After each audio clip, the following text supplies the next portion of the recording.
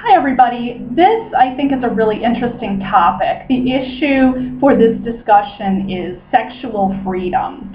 And again, this is another one of those topics that can be controversial and is going to be dependent upon your beliefs and the way that you were brought up and what you were taught about sex. And probably will also have something to do with the way that you see male and female gender roles. And how that's been presented to you, whether or not you grew up in a kind of more feminist environment or more of a conservative environment might influence your choice on issues of sexuality. And of course, if you were brought up by a parent or parents that heavily supported the idea of not having premarital sex, then of course that would also factor into this discussion. As you saw from the textbook, there are many different topics associated with ideas of sexual freedom. They range from everything from prostitution, masturbation, to pornography, to issues of heterosexuality, homosexuality, gay marriage, different types of lifestyle choices like polygamy, polyamory, swinging, open marriage, the BDSM lifestyle. So there really are a lot of different things to consider and discuss when it comes to issues of sexual freedom. So what I wanted to talk about was how to apply the various theories that we're discussing in class to issues of sexual freedom and what some of the philosophers might think about whether or not we should be sexually free. Now, your ethical egoists, of course, are going to support your own personal autonomy.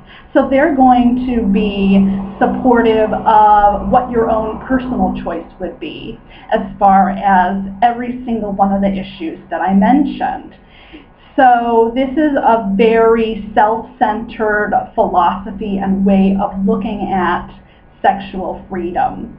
So here it would be up to your own freedom of choice. Now, a utilitarian, again, is going to be thinking about the greater good and how that influences issues of sexual freedom. For example, if you're somebody that supports the use of pornography, you're going to take a look at maybe how that might prevent violence in society and use that argument as a possible greater good argument. But if you're taking a look at, let's say, group marriage, and that isn't something that you believe in, then you might determine that the greater good would be to disallow group marriages because you think that they might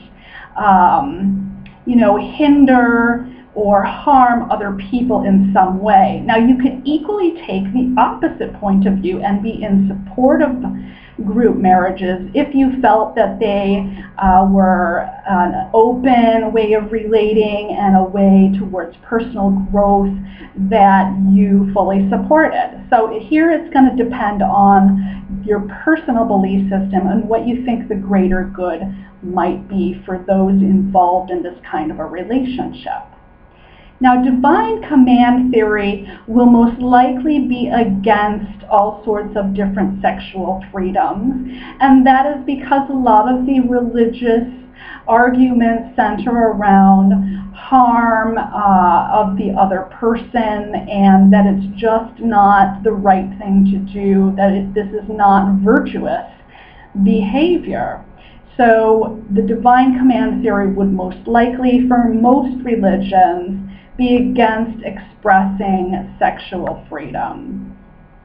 Now, that may not be the case if you belong to a more liberal religious tradition.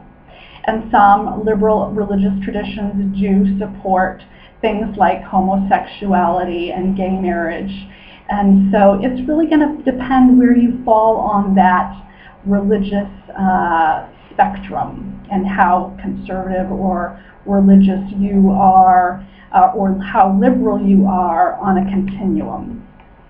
Now, Kant, he would possibly not support sexual freedom if he felt that the person involved in the relationship was going to be used for instrumental purposes.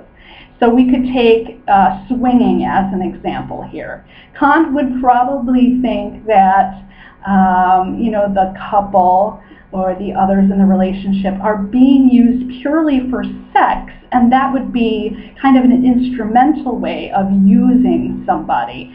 And since you don't treat people as a means to an end, he would probably object to this type of practice. Now, virtue ethics is again going to be based in your own belief system and what you find to be virtuous. If you feel that it's virtuous to wait until marriage to have sex, then that is probably going to be the position that you support. However, if maybe your virtues center more around issues of personal freedom and individual choice, then you might support the idea of sexual freedom. So it isn't quite as black and white as we want to make it, and it depends on a whole factor of different beliefs that you hold as far as how your belief is going to turn out in this situation. So I think it's a pretty interesting conversation, and I urge you to take a look at the link to the article I posted about different issues within sexual freedom. And you're going to also find some human rights issues there, things like female genital mutilation, women's rights. They also factor heavily into sexual expression and issues of sexual freedom.